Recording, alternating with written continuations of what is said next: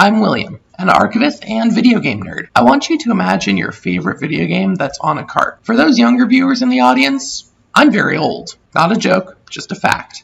When I was a kid, it was more common to own a physical cartridge or disc of a game than it is now, where it's more of a novelty compared to the vast majority of gaming being born digital. Okay, so for the sake of argument, let's say that favorite game of yours was from the first 3 generations of Pokemon. Now, Pokemon fans, I'm sure you have an idea where I'm going with this. You go to boot it up today, nostalgia in your heart and rose-colored glasses on your face. Only, what happened? Where are all those Pokemon you bonded with and made memories with? Wiped. Gone. Bye-bye data, bye-bye childhood. What's caused you this great misfortune? Stick around to find out. Before we jump into the focus of the video, I just have to give a big thank you to you all. My last video blew up in ways I never expected, and I couldn't be more grateful that people resonated with and enjoyed my content. Also, I hear you, and in the spirit of you being better able to hear me, the hunt has already begun for a quality mic. And now back to our Pokemon data. In order to properly explain what's happened to our data and what we can do to prevent it in the future, I'm going to first rewind the clock about 2 years so we can relive one of my first memories from library school. Yes, library school exists. Yes, it's a master's degree. No, it doesn't really make sense, but that's just the way of the world sometimes. I remember in one of my first ever lectures in a first semester Intro to Archives class, the professor played us a video. Now, videos are a great way to explain concepts and keep learners engaged, but I gotta be honest with you, this video was cringe. The video was none other than Digiman, and I already know where your mind is going, and I'ma stop you right there. No, Digiman is not a low-effort Digimon bootleg. He's much, much worse. Digiman is a superhero with powers of digital preservation.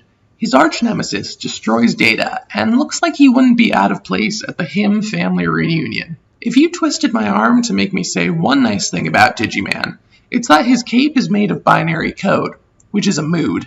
Now, the reason I bring up Digiman is because the fateful video I saw had him explaining the concept that caused your shiny, totally not hacked Celebi to vanish into memory. That concept being none other than bit rot. As a side note, because the video is incredibly difficult to find, I'm going to leave it linked in the description. Not for educational purposes, but because I believe somewhere deep within there is a solid meme. Yes, well this all sounds great to me. So what is bit rot, and how do we stop it? Essentially, bit rot is just the deterioration of data over time. If you think of a beloved family photo, it's a bit old and a little brittle. You may imagine that digitizing it will preserve it forever, right? Sadly, it's not quite that simple. Over time, data will just deteriorate and break down, leading to gaps in our information. If we think of our digitized family photo, we can think of bit rot as pixels breaking down and fading out of the photo. If enough pixels break down, we lose the ability to interpret the photo entirely. So what do we do to stop bit rot from erasing our games forever? Well,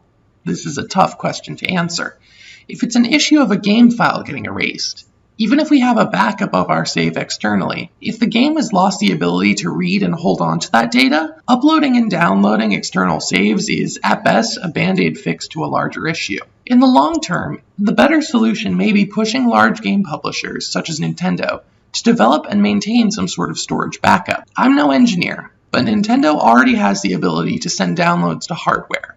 And in theory, they could just send downloads that consist of data to repair bit rot that may have occurred. Again, that's just one idea from a guy who doesn't have a binary data cape. Hey there, thanks for watching. I realize this video was a little bit short, but after the success of my last video, I kind of wanted to just strike while the iron is hot. I feel like I'm full of ideas and I just want to put them out there and see what people enjoy. On that note, if you liked this video, consider liking and subscribing. It really helps out. There's more cool, geeky archival content to come soon. Have a nice day.